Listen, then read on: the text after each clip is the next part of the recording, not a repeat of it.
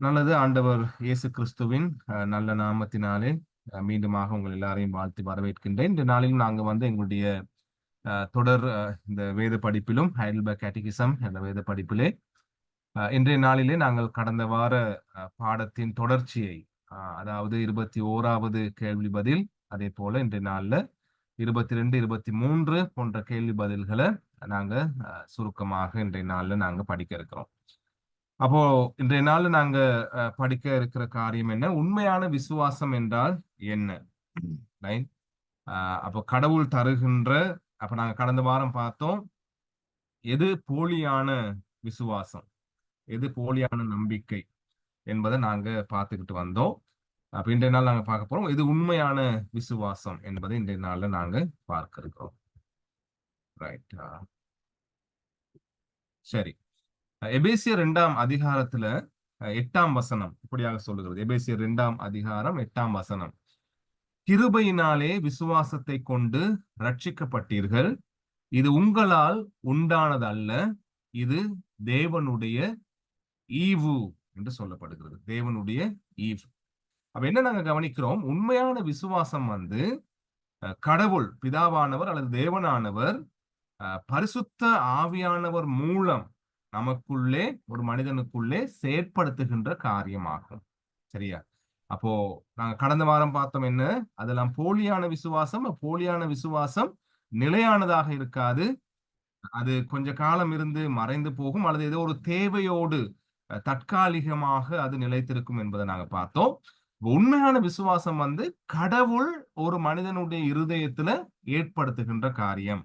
அப்ப தேவனானவர் பரிசுத்த ஆவியானவருடைய விசேட செயல்பாட்டின் மூலம் ஒரு மனுஷனுக்குள்ள ஏற்படுத்துகிறது தான் இந்த உண்மையான விசுவாசம் என்பதை இந்த கேட்டகிசம் இந்த கேள்வி பதில் எங்களுக்கு சொல்லி தருகிறது. சரியா? அடுத்து எழுதியிருக்கிறோம் பாருங்க, நீதிமானாக்கும் விசுவாசம் கடவுளின் வார்த்தையின் மூலம் ஏற்படுவதாகும். முதலாவது என்ன பார்த்தோம்? தேவன் பரிசுத்த ஆவியானவருடைய செயலின் மூலம் உங்களுடைய இருதயத்தில் உருவாக்குகிறார். இரண்டாவது நாங்க கவனிக்கிறோம் இங்க இந்த விசுவாசத்தை கடவுள் தன்னுடைய வார்த்தையின் மூலம் ஒருவனுக்கு கொடுக்கிறாரு. சரியா? என்பதை நாங்க கவனிக்கிறோம். கீழே இன்னும் எழுதியிருக்கிறோம் பாருங்க, கடவுளின் வார்த்தையை போதிப்பதின் மூலமே உண்மையான விசுவாசம் ஒருவருக்குள் வர ஆரம்பிக்கின்றது என்பதை இந்த ஹைடல்பர்க் கேட்டகிசம் எங்களுக்கு கற்றுத்தருகிறது. சரியா? அப்ப தேவன் அதை ஏற்படுத்துகிறார், உண்மையான விசுவாசத்தை ஒரு மனுஷனுக்கு கொடுக்கிறாரு. தன்னுடைய ஆவியானவரின் மூலம் ஒரு விசேட செயல்பாடாக அது ஒரு மனிதனுக்குள்ளே வருகிறது. அதே போல் நாங்க பார்க்கிறோம், இது அந்த விசுவாசமானது கடவுளுடைய வார்த்தையின் மூலம் ஒருவனுக்குள்ளே வருகிறது. அடுத்து நாங்க என்ன பார்த்தோம்? அந்த வார்த்தையை போதிப்பதின் மூலம், அதை கேள்விப்படுவதின் மூலம், ரைட், அதாவது வேதாகம சத்தியங்களை கேள்விப்படுவதின் மூலம் இந்த விசுவாசம் ஒரு மனுஷனுக்குள்ள வர ஆரம்பிக்கிறது என்பதை நாங்க அங்க கவனிக்கிறோம். சரியா? ஆகவேதான் கடவுளுடைய தாசர்கள் இதை குறித்து பேசும் பொழுது பாருங்க, ரோமர் 1:16 நாங்க வாசிக்கிறோம், கிறிஸ்துவின் சுவிசேஷத்தை குறித்து நான் வெட்கப்பட மாட்டேன் என்று சொல்றார். முன்பு யூதரிலும் பின்பு கிரேக்கரிலும் விசுவாசிக்கிறவன் எவனோ அவனுக்கு ரட்சிப்பு உண்டாவதற்கு அது தேவ பெலனாய் இருக்கிறது. சரியா? அப்ப என்ன நாங்க பார்த்தோம்? கடவுளுடைய வார்த்தையின் மூலம் ஒரு மனுஷனுடைய இருதயத்துல, ஒரு மனுஷனுடைய வாழ்க்கைக்குள்ள இந்த ரட்சிப்பு வருகிறது என்பதை நாங்க பார்த்தோம், அல்லது இந்த விசுவாசம் வருகிறது என்று நாங்க பார்த்தோம். அந்த விசுவாசமானது என்ன செய்தா? ஒரு மனுஷனுக்கு தேவ பெலனாக இருக்கிறதா, அது அவனுக்கு ரட்சிப்பை கொண்டு வந்து தருகிறதாக இருக்கிறதா. சரியா? எனவே அந்த ரட்சிப்பை கொண்டு வந்து தருகின்ற அந்த விசுவாசத்தை குறித்ததான செய்தியை, அந்த சுவிசேஷத்தை, அந்த நல்ல செய்திய நான் பிரசங்கம் பண்றதுக்கு அல்லது மற்ற மக்களோடு அந்த செய்தியை பற்றி பேசுறதுக்கு நான் வெட்கப்பட மாட்டேன் என்று சொல்லி அப்போஸ்தலனாகிய பவுல் இங்க சொல்றத நாங்க பார்க்கிறோம். சரியா? ஏன்னு சொன்னா, நாங்க இப்படி கடவுளுடைய வார்த்தையை மற்றவங்களுக்கு சொல்றதின் மூலம், அந்த நல்ல செய்திய சுவிசேஷத்தை நாங்க அறிவிக்கிறதின் மூலம், ரைட், அது அந்த மனுஷனுடைய வாழ்க்கையில விசுவாசத்தை ஏற்படுத்தி அது தேவ பெலனை, ரட்சிப்பை அவனுக்குள்ள உண்டாக்குகிறதாக இருக்கிறது. எனவே அதை குறித்து நாங்க வெட்கப்பட மாட்டோம் என்று சொல்லுகிறத நம்ம கவனிக்கிறோம். சரியா? ரைட். அடுத்து பாருங்க, எபேசியர் 2ஆம் அதிகாரம் 8ஆம் வசனத்துல கிருபையினாலே விசுவாசத்தை கொண்டு ரட்சிக்கப்பட்டீர்கள், இது உங்களால் உண்டானதல்ல. நாங்க ஆரம்பத்துல வாசித்ததை போல, ரைட்? அப்போ இந்த விசுவாசம் நாங்க பார்க்கிறோம் தேவனுடைய கிருபையினாலே எங்களுடைய வாழ்க்கையில உருவாகுகிற ஒரு காரியம். அதாவது எந்த விதமான மனுஷனுடைய செயல்பாட்டின் மூலமும் தேடுதலின் மூலமும் அல்லது வேறொரு மனுஷனாலும் கொடுக்கப்பட முடியாத, பெற்றுக்கொள்ள முடியாத ஒரு காரியம் இது.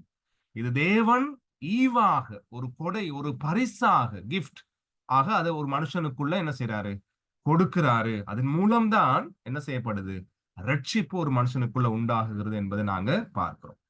எனவே விசுவாசத்தை குறித்து பேசும் பொழுது கடவுள் முழுவதுமாக அந்த விசுவாசத்தை கொடுக்கின்ற, அந்த விசுவாசத்துல உருவாக்குகின்ற காரியத்துல முழுவதுமாக அவர் செயல்படுகிறத நம்ம இங்க நாங்க கவனிக்கிறோம். அதுதான் அந்த உண்மையான விசுவாசம் என்று நாங்க பார்க்கிறோம். அதே போல இந்த ஹைடல்பர்க் கேட்டகிசம் இந்த விசுவாசத்தை குறித்து, இந்த உண்மையான விசுவாசத்தை குறித்து விளக்கப்படுத்தும் பொழுது, இந்த உண்மையான விசுவாசத்துல அல்லது கடவுள் கொடுக்கின்ற இந்த விசுவாசத்துல 2 காரியங்கள் அடங்குகிறது என்று சொல்லி போதிக்குது, விளக்கப்படுத்துது. அதுல ஒன்றுதான் என்ன, உறுதிப்பாடான அறிவு என்று சொல்லப்படுகிறது. certain knowledge, உறுதிப்பாடான அறிவு என்று சொல்லப்படுகிறது, ரைட்? அது என்னன்னா பாருங்க, கீழே எழுதியிருக்கிறோம். வேதாகமத்துல நாங்க பார்க்கும் பொழுது மனுஷனுடைய படைப்பு, ரைட், அவனுடைய வீழ்ச்சி. அப்ப அந்த வீழ்ச்சியை நம்ம பாவம் அப்படின்னு சொல்றோம். அந்த பாவத்தில் இருந்து அவனை ரட்சிக்கிறதுக்கு கடவுள் ரட்சகராக பூமிக்கு வந்த காரியங்களை பைபிள் வேதம் எங்களுக்கு போதிக்கிறது. அதே போல இப்ப பாவத்திலிருந்து ரட்சகர் மூலம் ரட்சிக்கப்பட்டவனுடைய வாழ்க்கை முறை, ரைட், அதுதான் இங்கே கிறிஸ்தவ ஊழியம் என்று சொல்லப்படுகிறது. சரியா?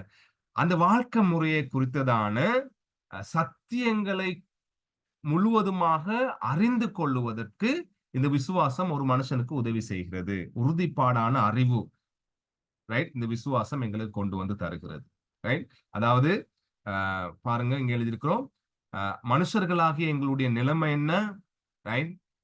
எப்படியான நிலைமையிலிருந்து யார் எங்களை ரட்சித்தது, ரைட்? ரட்சிக்கப்பட்டதுக்கு பிற்பாடு அந்த நல்ல செய்தியை மற்றவர்களுக்கு அறிவிக்க வேண்டிய அந்த ஊழிய பொறுப்பை உடையவனாக நான் மாறுகிறேன் என்ற இந்த பொறுப்பை, இந்த உறுதிப்பாடான அறிவை ஒரு மனுஷனுக்குள்ள விசுவாசம் கொண்டு வந்து தருது. கடவுள் கொடுக்கிற விசுவாசம் என்பதை நம்ம கவனிக்கிறோம். சரியா?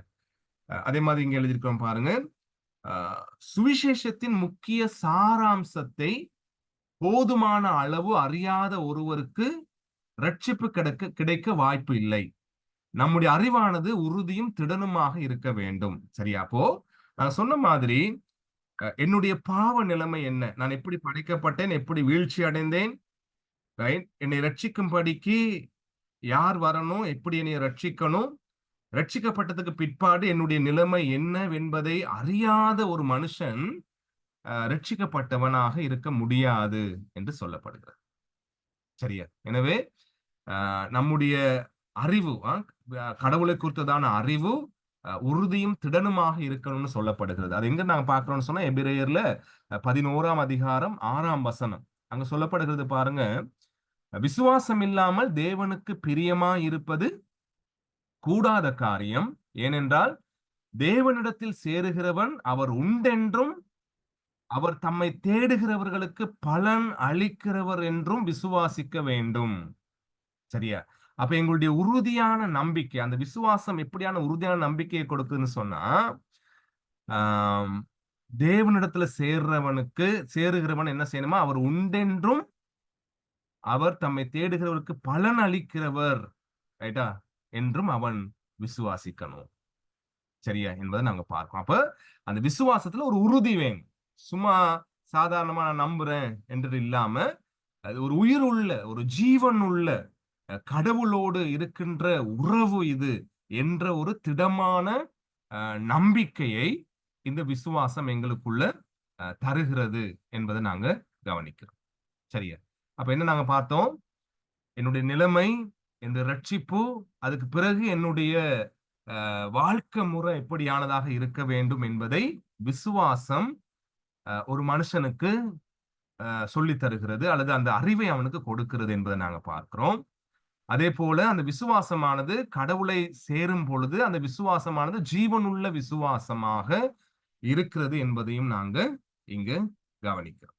சரியா? அதாவது நாங்க இவ்வளவு நேரம் பார்த்த மாதிரி வேதாகமத்தின் போதனையின் அவசியத்தையும் சுவிசேஷ பணியின் முக்கியத்துவத்தையும் பற்றி இந்த விசுவாசம் ஒருவனுக்கு அறிவை கொடுக்கிறது என்பதை இந்த ஹைடல்பர்க் கேட்டகிசத்துல எங்களுக்கு இந்த 21ஆம் கேள்வி பதில்ல எங்களுக்கு விளக்கப்படுத்துறாங்க. சரியா? இப்ப சில நேரங்களில் யோசிக்கிறது என்னது, சீர்திருத்த திருச்சபையில என்ன செய்ய மாட்டாங்களாம், சுவிசேஷம் சொல்ல மாட்டாங்க என்று சொல்லி பல இடங்கள்ல பேசிக்கொள்வாங்க. ஆனால் எங்களுடைய போதனை என்ன சொல்லுது பாருங்க. நாங்க நம்பி ஏற்றுக்கொண்டிருக்கின்ற ஹைடல்பர்க் கேட்டகிசம் எங்களுடைய வேத வினாவிடை போதனையில தெளிவா எழுதி இருக்குது இல்லையா? நாங்க பாவிகளாக நாங்க கடவுளுடைய சாயல்ல படைக்கப்பட்டோம், வீழ்ச்சி அடைந்து பாவிகளானோம், எங்களை ரட்சிக்கும்படி கிறிஸ்து இயேசுவானவர் பூமிக்கு மனிதனாக வந்தார், அவர் எங்களுக்கு புதிய வாழ்க்கையை கொடுத்திருக்கிறார். எனவே என்னுடைய வாழ்க்கை இனி அவருக்கு நன்றியோடு வாழுகின்ற வாழ்க்கை முறை. அந்த நன்றியோடு வாழ்கின்ற வாழ்க்கை முறைதான் என்னது?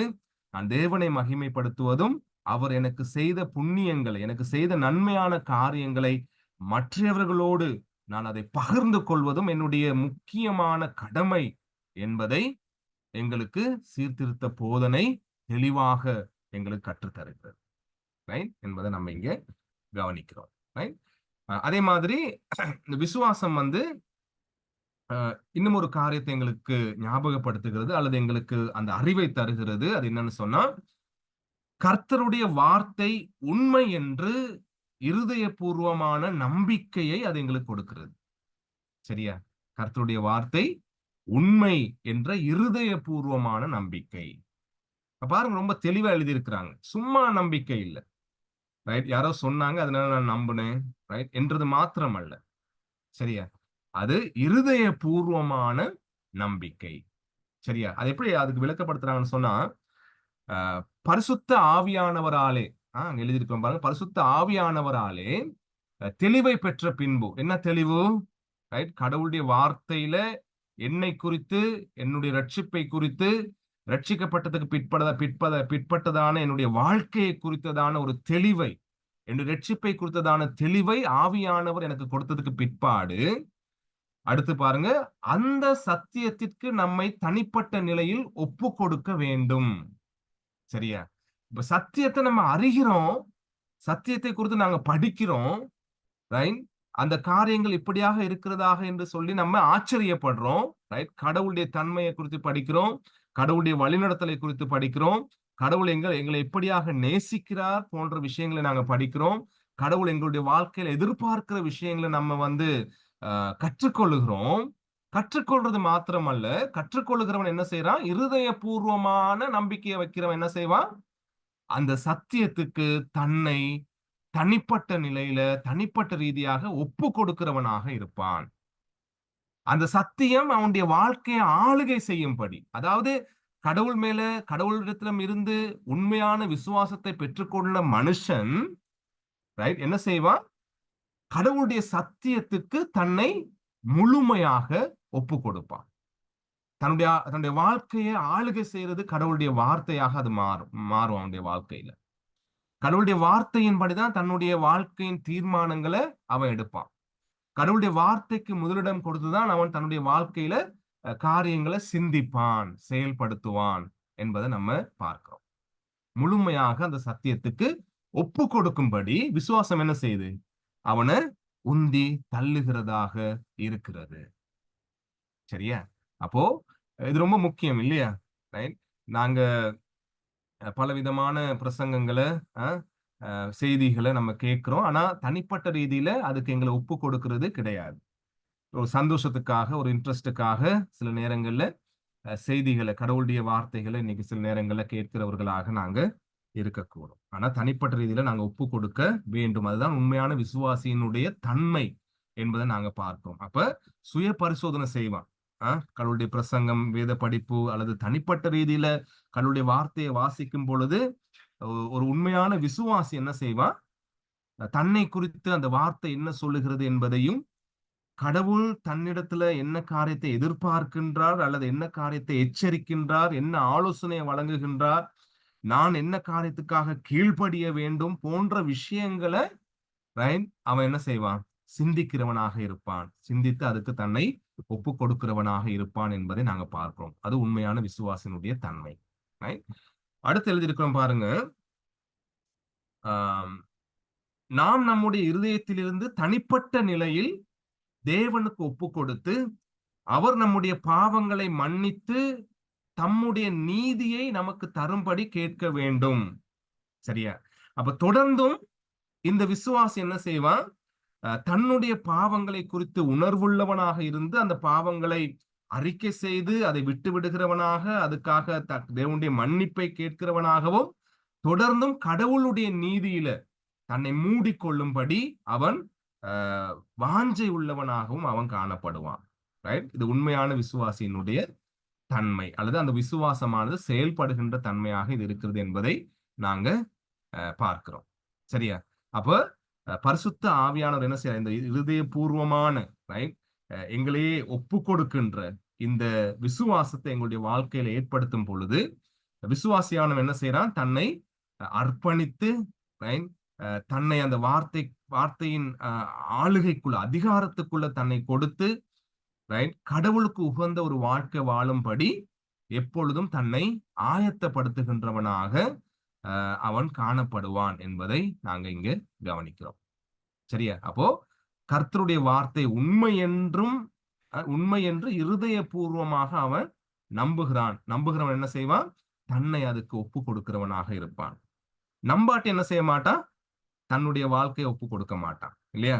ஒரு நபரை நாங்க நம்பாட்டி அவரை நம்பி அவரோட ஒரு பயணம் போக மாட்டோம். இல்லையா?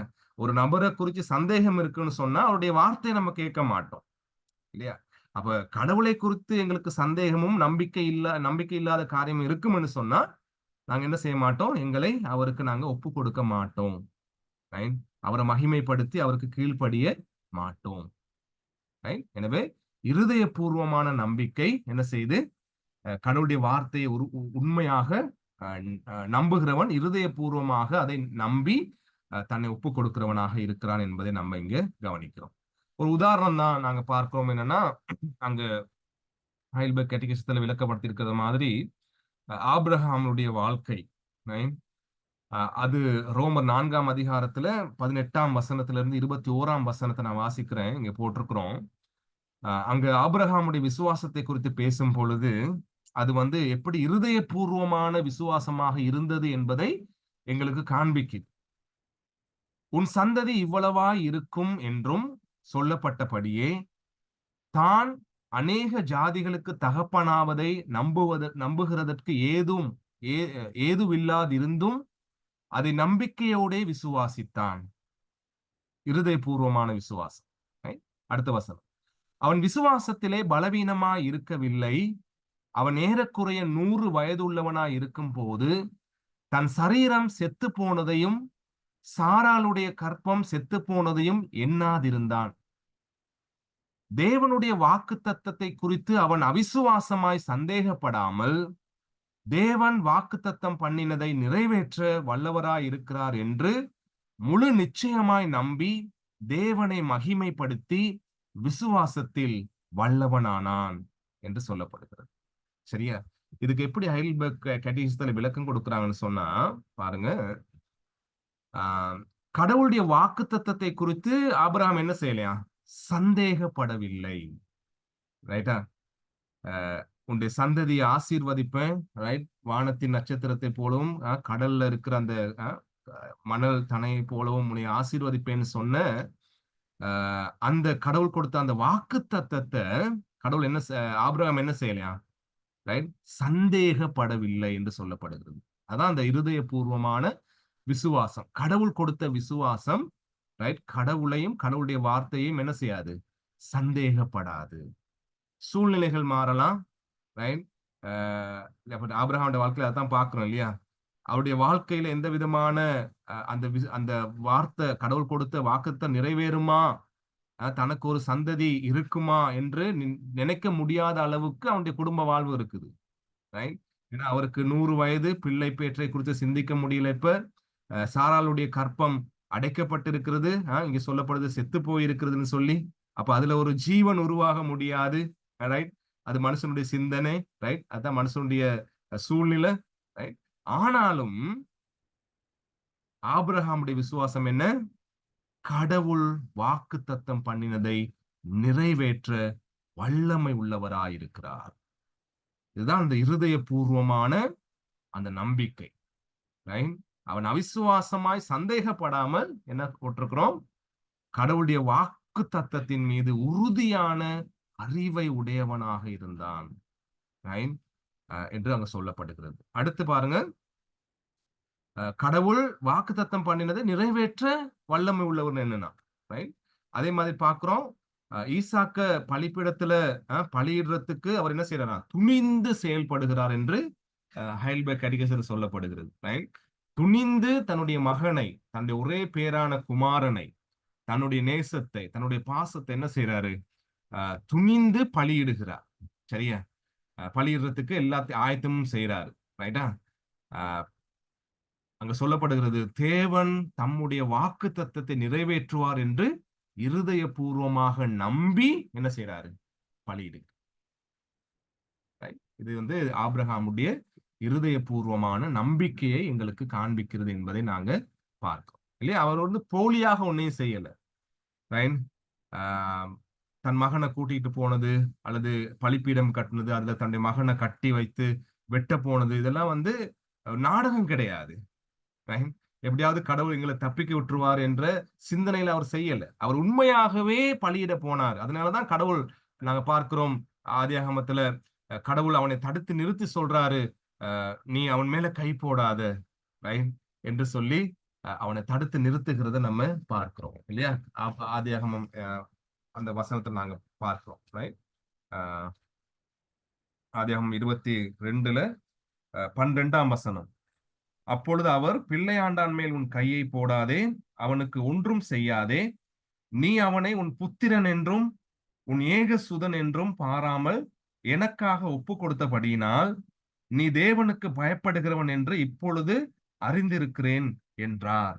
சரியா? அப்போ கடவுள் சாட்சி கொடுக்கிறார். ஆபிரகாமுடைய விசுவாசம் நாடகம் இல்லை. அது வந்து உண்மையாகவே கடவுளுடைய வாக்கு தத்தத்தை நம்பி அவர் பலியிடும்படி தன்னுடைய குமாரனை செலுத்தினார் என்பதை கடவுள் அங்க உறுதிப்படுத்துகிறத நம்ம பார்க்கிறோம். அப்போ உண்மையான விசுவாசி எல்லா சந்தர்ப்ப சூழ்நிலைகளிலும், ரைட், சூழ்நிலைகள் மாறினாலும், ரைட், எங்களுடைய எதிர்பார்ப்புகள்ல தோல்விகள் ஏற்பட்டாலும், எல்லா சூழ்நிலைகளிலும் தேவனையும் தேவனுடைய வார்த்தையையும் முழுவதுமாக நம்பி, கடவுள் என்னுடைய வாழ்க்கையை குறித்து வைத்திருக்கின்ற திட்டத்தை, காரியத்தை அவர் நிறைவேற்ற எப்பொழுதும் வல்லவராக இருக்கிறார். நான் பலவீனப்பட்டு போகலாம், என்னுடைய சூழ்நிலை பலவீனப்பட்டு போகலாம், நான் நம்பி இருக்கிறவர்கள் இல்லாம போகலாம், ஆனால் என்னை அழைத்தவர் அவர் உண்மை உள்ளவர். அவர் என்னை குறித்து வைத்திருக்கின்ற திட்டத்தை நிறைவேற்றும் அளவும் அவர் தொடர்ந்தும் என்னை நடத்துவார் என்பதை நம்புகிறது தான் உண்மையான கடவுளுடைய கரத்திலிருந்து விசுவாசத்தை பெற்றுக்கொண்ட மனுஷனுடைய அந்த தன்மை. அது இருதயபூர்வமான விசுவாசம், தன்னை எல்லா கடினத்தின் மத்தியிலும் ஒப்பு கொடுக்கின்ற விசுவாசமாக அது இருக்கும் என்பதை நாங்க பார்க்கிறோம். சரியா? ரைட். இப்ப நாங்க கவனிக்கலாம் என்னன்னா, நாங்க ஆரம்பத்திலிருந்து பார்த்த மாதிரி இது வந்து இலவசமாக எங்களுக்கு கிடைச்ச விசுவாசம். நாங்க சம்பாதிக்கல. இந்த விசுவாசத்தை பெற்றுக்கொள்றதுக்கு யாரும் எங்களுக்கு நன்மை செய்து தரல, அல்லது இந்த விசுவாசத்தை எங்களுக்கு யாரும் கொடுக்கல. ரைட். கடவுள் எங்களுக்கு இலவசமாக இதை கொடுத்தார் என்பதை நம்ம பார்த்தோம். அப்ப இந்த விசுவாசம் ஹைல்பர்க் கேட்டகிசம் 21 எங்களுக்கு விளக்கப்படுத்துறாங்க. சில பலன்களையும் சில ஆசீர்வாதங்களையும் எங்களுக்கு கொடுக்கிறது. ரைட்டா? நான் விசுவாசின்னு சொல்றேன் இல்லையா? விசுவாசினா அந்த விசுவாசம் உள்ளவன், கடவுளினாலே விசுவாசத்தை பெற்றவன். அப்ப அந்த விசுவாசம், அந்த உண்மையான விசுவாசம் என்ன செய்யுது? சில ஆசீர்வாதங்களை எங்களுடைய வாழ்க்கையில, கிறிஸ்தவ வாழ்க்கையில அது கொடுக்குது. ரைட்டா? அதுல ஒன்று அவங்க சொல்றாங்க, என்ன சொல்லியிருக்காங்கன்னு சொன்னா, பாவ மன்னிப்பை கொடுக்கிறது, அழிவில்லாத நீதியை அது கொடுக்கிறது, அதே போல நித்தியமான ரட்சிப்பை, நிரந்தரமான ரட்சிப்பை, பறிக்க முடியாத, இழந்து போக முடியாத ரட்சிப்பை என்ன செய்யுதான்? இந்த விசுவாசம், உண்மையான விசுவாசம் ஒரு மனுஷனுக்குள்ள உண்டு பண்ணுகிறது என்பதை நாங்க பார்க்கிறோம். அதே மாதிரி சில வசனங்களுக்குள்ள நாங்க பார்க்கும் பொழுது ஆஹ் பாருங்க, இங்க எழுதியிருக்கிறோம், இவ்விதமாக நாம் விசுவாசத்தினாலே நீதிமான்களாக்கப்பட்டிருக்கிறபடியால் நம்முடைய கர்த்தராகிய இயேசு கிறிஸ்துவின் மூலமாய் தேவனிடத்தில் சமாதானம் பெற்றிருக்கின்றோம். சரியா? அப்ப பாவ மன்னிப்பு பார்த்தோம், அழிவில்லாத நீதி பார்த்தோம், நித்திய ரட்சிப்பு கவனிக்கிறோம். இந்த வசனத்துல நாங்க பார்க்கிறோம், விசுவாசத்தின் மூலம் என்ன செய்யப்படுறோமா? என்ன எங்களுக்கு கிடைச்சிருக்குது? என்ன ஆசீர்வாதம் கிடைச்சிருக்குது? ஆவிக்குரிய ரீதியில கடவுளோடு சமாதானம் கிடைச்சிருக்கு. ஒரு விசுவாசி தேவனோடு சமாதானம் உள்ளவன் இல்லையா? உண்மையான விசுவாசி. விசுவாசம் தேவனிடத்துல சமாதானம் என்கின்ற ஆசீர்வாதத்தை கொண்டு வந்து தருகிறது. அடுத்து ரோமர் 5:1-2 ரைட் வாசிக்கிறோம். அவர் மூலமாய் நாம் இந்த கிருபையில் பிரவேசிக்கும் ஸ்லாக்கியத்தை விசுவாசத்தினால் பெற்று நிலை கொண்டிருந்து தேவ மகிமையை அடைவோம் என்கின்ற நம்பிக்கையினாலே மேன்மை பாராட்டுகிறோம். சரியா? அந்த விசுவாசத்தின் மூலம் என்ன பெற்றுக்கிறோம்? நாம கடவுளுடைய கிருபையை பெற்றுக் கொள்ளும்படி, கடவுளுடைய ஆசீர்வாதங்களை பெற்றுக் கொள்ளும்படியான பாக்கியத்தை பெற்றிருக்கிறோம் என்பதை நாங்க பார்க்கிறோம். தேவ சமாதானம், தேவனுடைய சமூகத்துல பிரவேசிக்கும் பாக்கியம் கிடைச்சிருக்குது. அடுத்து அப்போஸ்தலர் 15:9 வாசிக்கிறோம், விசுவாசத்தினாலே அவர்கள் இருதயங்களை அவர் சுத்தமாக்கி நமக்கும் அவர்களுக்கும் யாதொரு வித்தியாசமும் இராதபடி செய்தார். ரைட்? இங்க என்ன பார்க்கிறோம்? இருதய சுத்தத்தை விசுவாசம் எங்களுக்குள்ள ஏற்படுத்தி இருக்கிறதா. சரியா? அப்ப இருதயம் அழுக்குள்ளது, அது மகா கேடு உள்ளது, ரைட்? நித்தமும் பொல்லாதது, திருக்குள்ளது, ரைட் என்பதை நாங்க பார்க்கிறோம். அங்கிருந்தான் எல்லா விதமான அசுத்தங்களும் வெளிப்பட்டு வருது. ஆனால் கடவுள் எங்களுக்கு விசுவாசத்தை கொடுத்த உடனே, உண்மையான விசுவாசத்தை கொடுத்த உடனே, அந்த விசுவாசத்தின் மூலம் என்ன ஆசீர்வாதம் கிடைக்குது ஒரு கிறிஸ்தவனுக்கு? இருதயங்கள் சுத்தமாக்கப்படுகின்ற ஆசீர்வாதம் அவனுக்குள்ள கிடைக்கிறது. நானும் நீங்களும் அந்த ஆசீர்வாதத்துக்கு உரியவர்களாக இருக்கிறோம். அடுத்து பாருங்க, அப்போஸ்தலர் 13:39 சொல்லப்படுகிறது, மோசேயின் நியாய பிரமாணத்தினாலே நீங்கள் எவைகளில் நின்று விடுதலையாகி நீதிமான்களாக்கப்படக்கூடாது இருக்கிறதோ, விசுவாசிக்கிறவன் எவனும் அவைகளில் நின்று இவராலே விடுதலையாகி நீதிமானாக்கப்படுகிறான் என்றும் உங்களுக்கு தெரிந்திருக்க கடவது. சரியா? இப்ப நியாய பிரமாணத்தை ஒரு மனுஷனால 100% என்ன செய்ய முடியல? கடைபிடித்து கடவுளுக்கு உகந்த ஒரு வாழ்க்கை வாழ்ந்து கடவுளுடைய பிள்ளைகளாக கடவுளுடைய ஆசீர்வாதங்களை பெற்றுக்கொள்ள முடியாத ஒரு பரிதாபமான நிலைமையில இருக்கிறான். ஆனால் கடவுள் என்ன செய்தாரா? விசுவாசிக்கிற எவனும், ரைட்டா, கிறிஸ்து இயேசுவை விசுவாசிக்கிற எவனும் என்ன செய்யப்படுறானா? அவைகளில் இருந்து இவராலே விடுதலையாகி நீதிமானாக்கப்படுகிறான். சரியா? அப்ப நாங்க நீதிமானாக்கப்படுகின்றோம் விசுவாசத்தினாலே. சரியா? கடவுள் கொடுத்திருக்கின்ற விசுவாசத்தினாலே நீதிமான்களாக்கப்படுகின்றோம். நீதிமான்களாக்கப்படுகின்ற அந்த ஆசீர்வாதம், ரைட், விசுவாசத்தின் மூலம் தேவன் எங்களுக்கு கொடுக்கிறார் என்பதை நம்ம பார்க்கிறோம். ரைட்டா? இப்போ பாருங்க, எவ்வளவு ஒரு ஆசீர்வதிக்கப்பட்ட ஜனங்களா நானும் நீங்களும் இருக்கிறோம்னு சொல்லி. ஆவிக்குரிய ரீதியில கடவுள் எங்களுக்கு கிறிஸ்து இயேசுவின் மூலமாக கொடுத்த ஆசீர்வாதங்கள் எவ்வளவு மேன்மையானதுன்னு பாருங்க, ஐஸ்வர்யமா இருக்குதுன்னு பாருங்க. இப்போ இந்த காரியத்தை எல்லாத்தையும் விளக்கப்படுத்திட்டு, அப்ப உண்மையான விசுவாசம் என்னவென்பதை இந்த இடத்துல நாங்க பார்த்துட்டு வந்தோம். இப்படிலாம் விளக்கப்படுத்திட்டு அடுத்து முக்கியமான ஒரு காரியத்தை ஹைடல்பர்க் கேட்டகிசம் எங்களுக்கு கற்றுக் கொடுக்கிறதுக்கு ஆரம்பிக்குது 22 இருந்து. அது என்னன்னு சொன்னா, அப்போஸ்தலருடைய விசுவாச பிரமாணம். சரியா? ஏன் அப்போஸ்தலருடைய விசுவாச பிரமாணத்தை எங்களுக்கு ஹைடல்பர்க் கேட்டகிசத்தின் மூலம் போதிக்கிறார்கள் என்று சொன்னால், காரணம் என்ன? இப்ப நான் சொன்ன விசுவாசம் எங்களுக்கு என்னென்ன காரியங்களை கொண்டு வந்து தருகிறது, என்னென்ன ஆசீர்வாதங்களை கொண்டு வந்து தருகிறதுன்னு சொல்லி நாம் பார்த்தோம் இல்லையா? இந்த அப்போஸ்தலர் விசுவாச பிரமாணத்தின் மூலம் என்ன கவனிக்கிறோம்னு சொன்னா, ஒரு கிறிஸ்தவன் எதை விசுவாசிக்கிறான் என்பதை இந்த அப்போஸ்தலர் விசுவாசத்தின் மூலம், விசுவாச பிரமாணத்தின் மூலம் எங்களுக்கு கற்பிக்கப்படுகிறது. சரியா? இப்ப அங்க சொல்லப்படுது என்னன்னு சொன்னா, உலகத்துல இருக்கிற எல்லா மனுஷனுக்குள்ளும் ஒவ்வொரு என்ன இருக்குது? ஒவ்வொரு நம்பிக்கை இருக்கு. ஏதோ ஒரு நம்பிக்கை இருக்கு. சரியா? சிலர் சூரியனை நம்புற நம்பிக்கை, இயற்கைய கடவுளாக நம்புகிற நம்பிக்கை, அல்லது மனிதர்களை கடவுளாக நம்புகிற நம்பிக்கை, அல்லது தங்களை தாங்களே கடவுளாக நினைத்துக் கொள்ளுகின்ற நம்பிக்கை, அல்லது மிருகங்களை கடவுளாக நம்புகிற நம்பிக்கை, அல்லது கடவுள் இல்ல அப்படின்னு சொல்ற நம்பிக்கை. ரைட்? இது எல்லாமே ஒவ்வொரு நம்பிக்கை. ரைட்? அரசியல் எடுத்துக்கொண்டாலும், அரசியல் பேசுகிறவங்களாக இருந்தாலும், அல்லது பேச்சாளர்கள், ரைட், தத்துவங்களை குறித்து பேசுறவர்களாக இருந்தாலும், அவங்களுடைய பேச்சுல அந்த பேச்சு வெளியே வாரத்துக்கான ஒரு காரணம் தான் என்னது? அவங்க நம்புகிற ஒரு விஷயம். அவங்க ஏதோ ஒரு விஷயத்தை நம்புறாங்க. அந்த நம்பிக்கை அவங்களுடைய வாழ்க்கையில, இருதயத்துல ஆழமாக பதிந்திருக்குது. அந்த நம்பிக்கையினாலதான் என்ன செய்யப்படுகிறது? அவங்களுடைய பேச்சு, அதே போல அவங்களுடைய வாழ்க்கை நடத்தப்படுது. அப்ப இந்த இந்த ஸ்டேட்மெண்ட் ரொம்ப முக்கியம். உலகில் உள்ள ஒவ்வொரு மனிதனின் வாழ்வும் அவனுடைய இருதயத்தின் நம்பிக்கையினால் நடத்தப்படுகிறது. என்னத்த நம்புகிறானோ அதன் மூலம் தான் அவன் நடத்தப்படுறான். அந்த சிந்தனையின்படி நடத்தப்படுறான். ரைட்டா? இப்ப அ குண்டு வச்சு மத்தவங்கள கொல்லணும், ரைட், என்ற சிந்தனையில ரொம்ப பாதிக்கப்பட்டிருப்பாங்கன்னு சொன்னா, அந்த சிந்தனையில அவன் நடத்தப்படுவான். ரைட்? அப்ப வேதவசனம் சொல்லுகிறது, உங்களை கொல்லுகிறவர்கள் தங்களுடைய ஆண்டவருக்கு ஊழியம் செய்கிறார்கள் என்று சொல்லுகின்ற காலம் வரும்.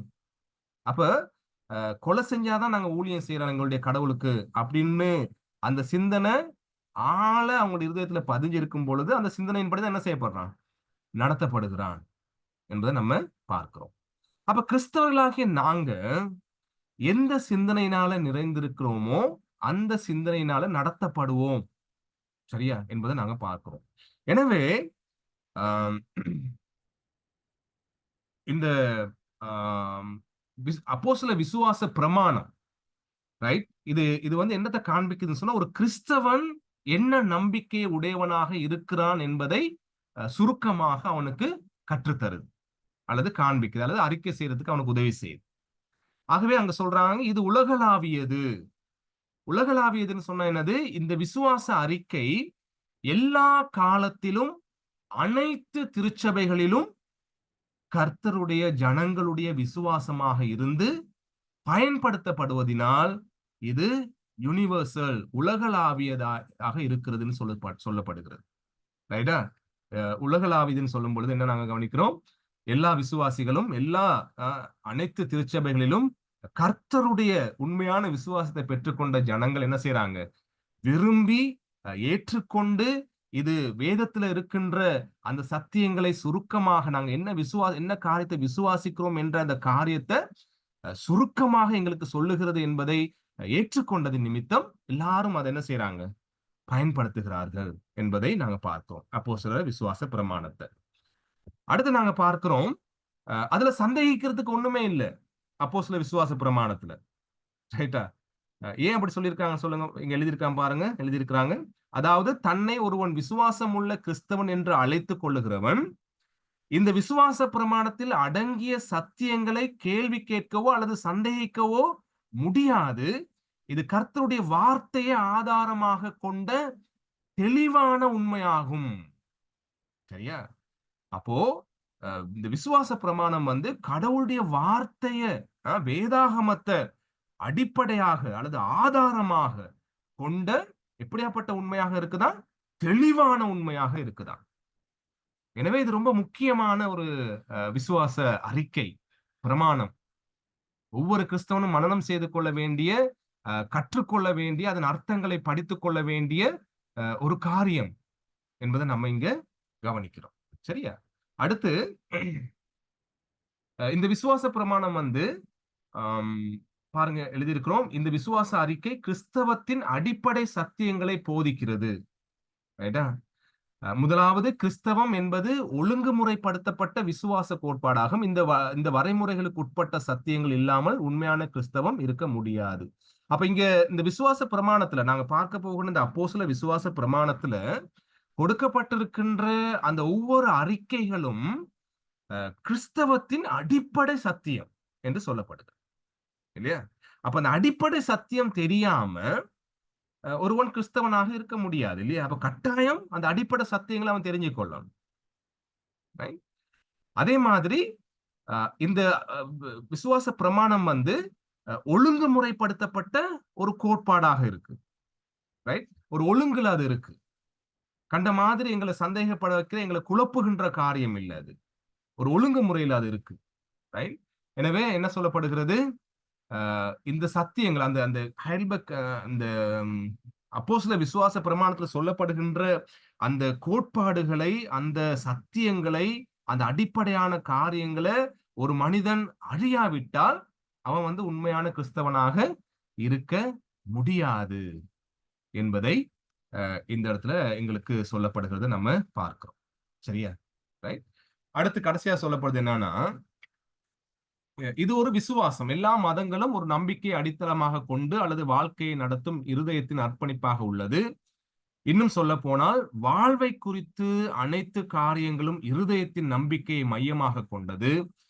கிறிஸ்தவர் அல்லாதோரும் ஒரு அடிப்படை நம்பிக்கையை உடையவர்களாகவே இருக்கின்றனர். அப்ப நாங்க முதல்ல பார்த்த மாதிரி இருதயத்துல இருக்கின்ற அந்த நம்பிக்கை அதுதான் அவனுடைய வாழ்க்கையை நிர்ணயிக்குது. அப்ப கிறிஸ்தவர்கள் நிச்சயமாக இந்த அப்போஸ்தல விசுவாச பிரமாணத்தில் சொல்லப்படுகின்ற நம்பிக்கை, அடிப்படை நம்பிக்கைய, சத்தியத்தை கற்றுக்கொள்ளும் பொழுது அது அவனுடைய வாழ்க்கைய நிர்ணயிக்கிறதாக அல்லது அவனுடைய வாழ்க்கைய நடத்துவதற்கு இலகுவானதாக, கிறிஸ்தவ வாழ்க்கையை நடத்துவதற்கு இலகுவானதாக அது இருக்கிறது என்பதை நாங்க கவனிக்கிறோம்.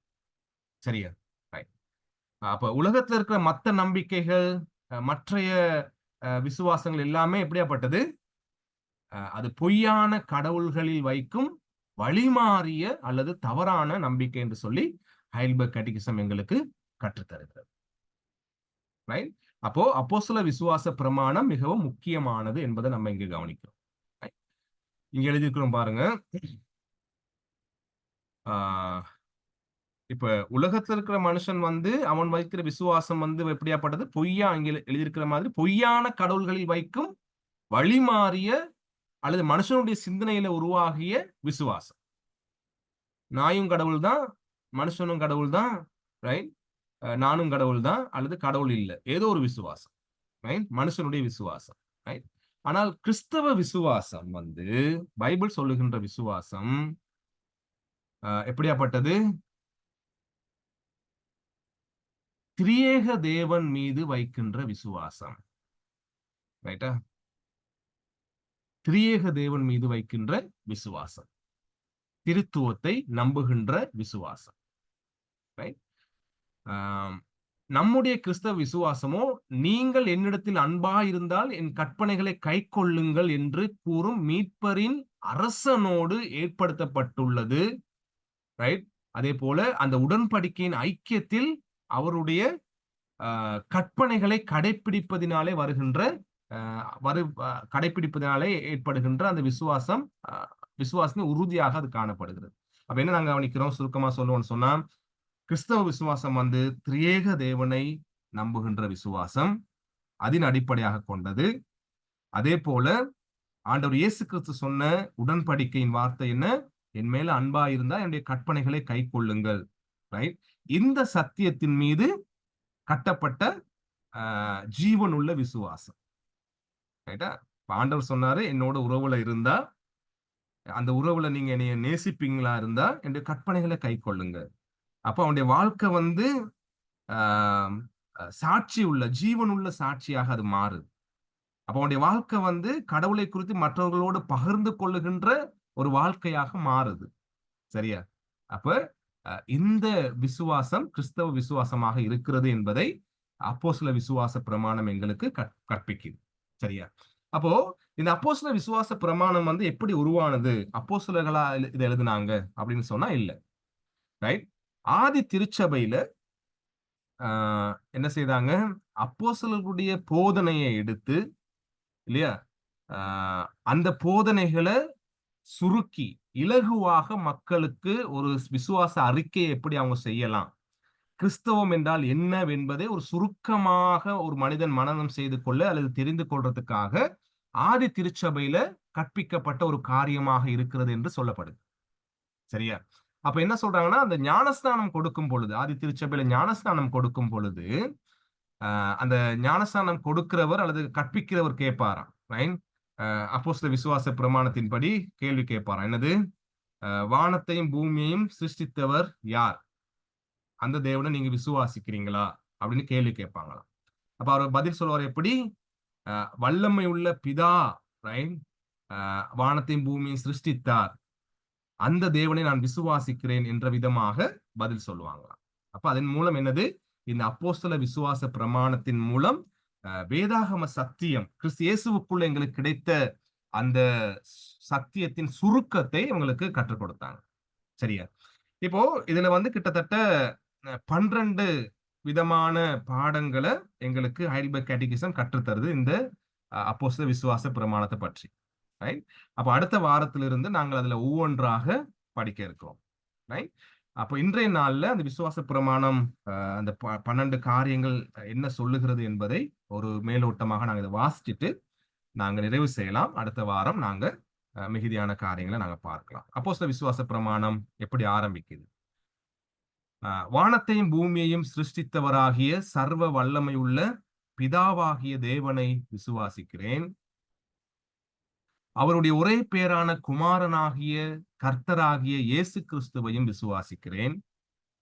அவர் பரிசுத்த ஆவியினாலே கன்னி மரியாளுடைய கர்ப்பத்திலே உட்பவித்து பிறந்தார் என்றும், அவர் பொந்தியு பிலாத்துவின் அதிகார காலத்தில் பாடுபட்டு சிலுவையில் அறையுண்டு மரித்து அடக்கம் பண்ணப்பட்டு பாதாளத்தில் இறங்கினார் என்றும், அவர் 3ஆம் நாளிலே மரித்தோரிடத்திலிருந்து எழுந்து வந்தார் என்றும், அவர் பரமண்டலத்துக்கு ஏறி சர்வ வல்லமை உள்ள பிதாவாகிய தேவனுடைய வலது பாரிசத்தில் வீற்றிருக்கிறார் என்றும், அவர் அவ்விடத்தில் இருந்து உயிருள்ளோரையும் மரித்தோரையும் நியாயம் தீர்க்க வருவார் என்றும் விசுவாசிக்கிறேன்.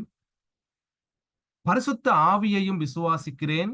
பொதுவான பரிசுத்த திருச்சபையையும் பரிசுத்தவான்களுடைய ஐக்கியமும் இருக்கிறது என்றும், பாவ மன்னிப்பு உண்டென்றும், தேகம் உயிர்த்தெழுந்து வரும் என்றும், நித்திய ஜீவன் உண்டென்றும் விசுவாசிக்கிறேன்.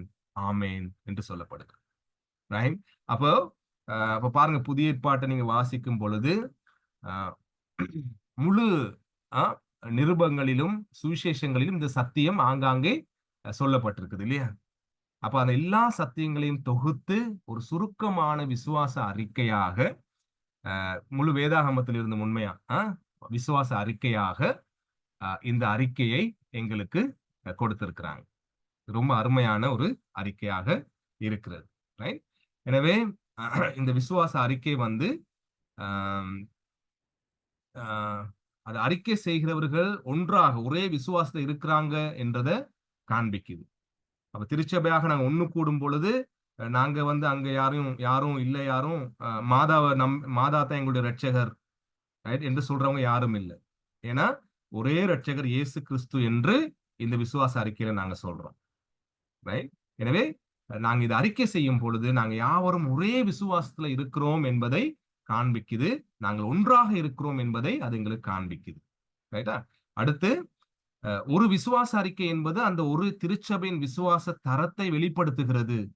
அப்போ பலவிதமான விசுவாச அறிக்கைகள் இல்ல.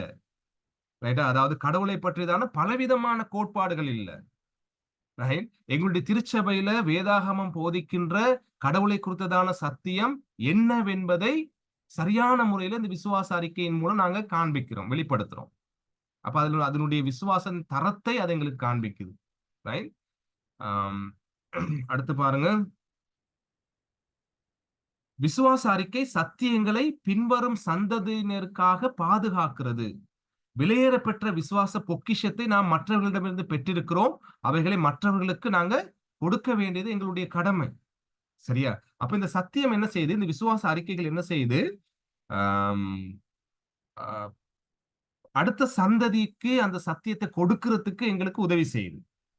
சத்தியத்தை பாதுகாக்கிறதுக்கு உதவி செய்யுது. அதனாலதான் இந்த ஹைடல்பர்க் கேட்டகிசம், அதே மாதிரி நாங்க இன்னைக்கு படிக்கிற அப்போஸ்தல விசுவாச பிரமாணங்களும் எழுதப்படுது சத்தியத்தை பாதுகாக்கிறதுக்காக. எது சரியான சத்தியம் என்று எங்களுக்கு ஒரு வழியை காண்பிக்கிறதுக்காக. ரைட்? வேதாகம சத்தியத்தை எங்களுக்கு அது வந்து எங்களுக்கு அப்ப சத்தியத்தை பாதுகாக்கிறதுக்கு இவைகள் உறுதுணையாக இருக்குது.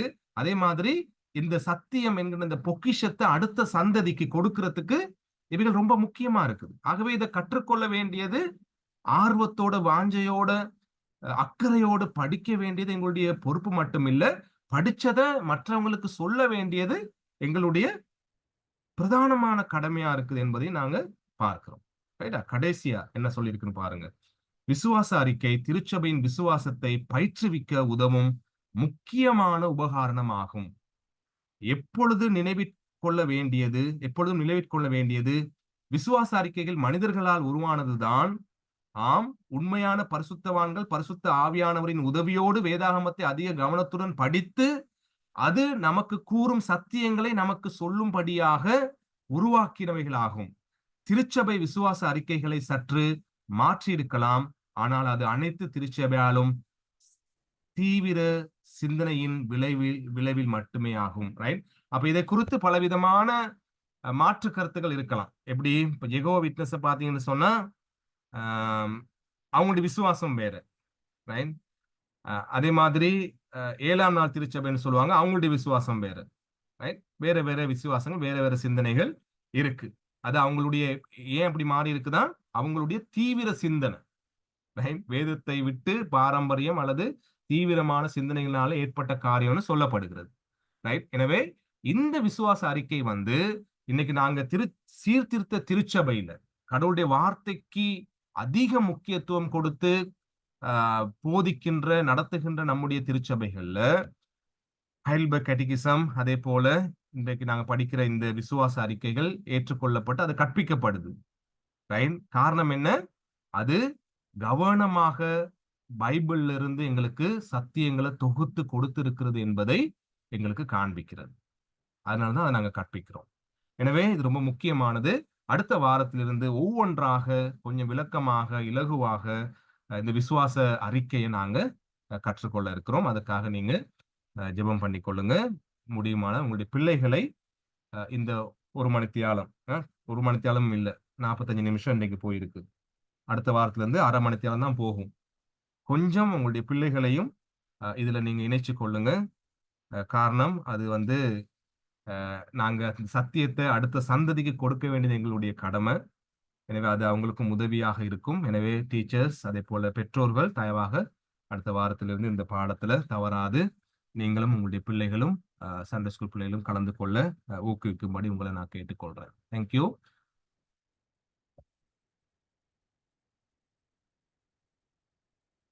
நல்லது. நாங்க கற்றுக்கொண்ட காரியங்கள் எதுவும் நீங்க கேள்வி இருந்தா நீங்க கேட்கலாம், அல்லது கருத்துக்கள் இருந்தா பகிர்ந்து கொள்ளலாம். அப்படி இல்லாவிட்டால் நாங்க ஜெபித்து நிறைவு செய்ய முடியும்.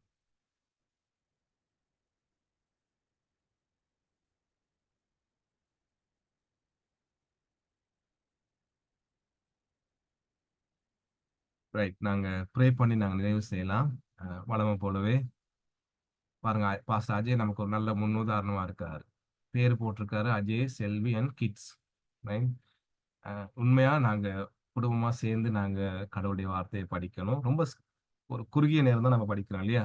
ஈஸியா நம்ம உட்கார்ந்து சும்மா செவி கொடுக்கறதன் மூலம் கடவுளுடைய வார்த்தையை நாங்க கற்றுக்கொள்ள முடியும். எனவே அடுத்த வாரத்திலிருந்து தயவாக உங்களுடைய பிள்ளைகளோடு அமர்ந்து கொள்ளுங்கள். நாங்க ஜெபித்து நிறைவு செய்யலாம். நான் கேட்கிறேன் பாஸ்டர் அஜய் கிட்ட வழமை போல எங்களுக்காக ஜெபித்து இந்த நேரத்தில். பாஸ்டர் அத்தீத்தன் எங்களோட இருந்தாரு, அவர் ஜெபிக்கிறாரு ஒரு சிறிய ஜெபம் ஒண்ணு. இந்த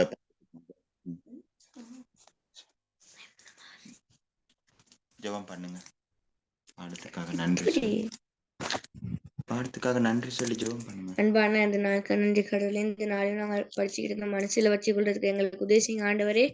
எங்களை பாதுகாத்து கொள்ளும் கடவுளே, ஆசீர்வதிங்க கடவுளே. பாஸ்டருக்காக நன்றி கடவுளே. குடும்பத்தாரை பாதுகாத்துக் கொள்ளும் கடவுளே. ஆண்டவர் இயேசு நாமத்தில் ஜெபிக்கிறோம் பிதாவே. ஆமென். தேங்க்யூ. ஆமென். இரக்கம் நிறைந்த ஆண்டவரே கடவுளே, நிச்சயமாக ஆண்டவரே இந்த விசுவாச சத்தியங்கள் எங்களுடைய வாழ்க்கைக்கு எப்பொழுதுமே பெரிதும் உதவியா இருக்கின்றது. தேவனே, விவிதமான வழிமுறைகளிலே சுவாமி எங்கள் பிள்ளைகளையும் எங்கள் குடும்பத்தையும் நாங்கள் காப்பாற்றிக் கொள்ளத்தக்கதாக எங்களுக்கு இரக்கம் பாராட்டுங்கள் சுவாமி. ஒரு பயங்கரமான பாவ ஆசைகள், இச்சைகள், ஆண்டவரே, பாவ காரியங்கள் நிறைந்த ஒரு உலகத்திலே வாழ்ந்து கொண்டிருக்கிறோம். சுவாமி உம்முடைய திருச்சபை பிரசங்கம் வேத படிப்பு சபை ஐக்கியம் ஜெபக்கூடங்களை தவிர்ந்து மற்ற எந்த இடங்களிலும் சுவாமி ஒரு பரிசுத்தமான வார்த்தைகளை நாங்கள் காண முடியாதபடிக்கு ஆண்டவரே ஒரு இருண்ட உலகத்திலே வாழ்கிறோம் ஆண்டவரே. இந்த இருண்ட உலகத்திலே எங்கள் பிள்ளைகளை பாதுகாக்கக்கூடிய ஒரே வழி இந்த விசுவாசம் உள்ள ஆண்டவரே ஒரு சந்ததி உருவாகுவதே ஆண்டவரே. சுவாமி விசுவாசத்தை குறித்து நாங்கள் அநேக காரியங்களை கற்றிருந்தாலும் இவைகளை சுவாமி நாங்க நடைமுறையிலே கொண்டு வர விசுவாச வாழ்க்கை வாழ தேவனே எங்களுக்கு நீர் இரக்கம் பாராட்டுங்கள். விசேஷமாய் ஆண்டவரே தகப்பன்மார்களுக்காக ஜெபிக்கிறோம், கணவன்மார்களுக்காக, குடும்பத்தை வழி நடத்துகிறவர்களுக்காக சுவாமி தங்கள் பிள்ளைகளை மனைவி ஆண்டவரை உட்பட குடும்பத்தை உமக்கள் வழி நடத்த எல்லா முயற்சிகளையும் அவர்கள் எடுக்கவும் சுவாமி. இன்றைக்கு ஆண்டவரே சபையிலே ஆண்கள் மிகவும் குறைந்துள்ளார்கள். தொழிலின் நிமித்தம் வேறு வேறு காரியங்களின் நிமித்தம் ஆண்டவரே அவர்கள் குடும்பத்தோடு நேரம் செலவிட முடியாதவர்களா இருக்கிறார்கள். இப்படிப்பட்ட கடினமான சூழ்நிலையிலே சுவாமி குடும்ப தலைவர்களை நீர் ஆண்டவரே கட்டியெழுப்பும் படிக்கும் வேண்டி நிற்கிறோம். இந்த இரவு நேரத்திலே நிம்மதியான நித்திரை தாருங்கள், பாதுகாத்துக் கொள்ளுங்கள். ஆண்டவர் இயேசுவின் நாமத்தினாலே ஒப்பு கொடுத்து ஜெபிக்கிறோம் தூய நல்ல பிதாவே. ஆமென். Thank you, Pastor. Thank you. Thank you, Adityan. Thank you. Pastor. Okay, mommy. Thank you. Thank you, Pastor. Thank you, Aji Pastor. Thank you, Thank you, Pastor. Thank you, Dayari. Thank you. Thank you, Thank you. Thank you. God bless. Thank you, Pastor. Thank you. Thank you, Pastor. Thank you. Thank you. Islam. Saraswati. Islam. Thank you, Pastor. God bless Thank you. you, Mom. God bless.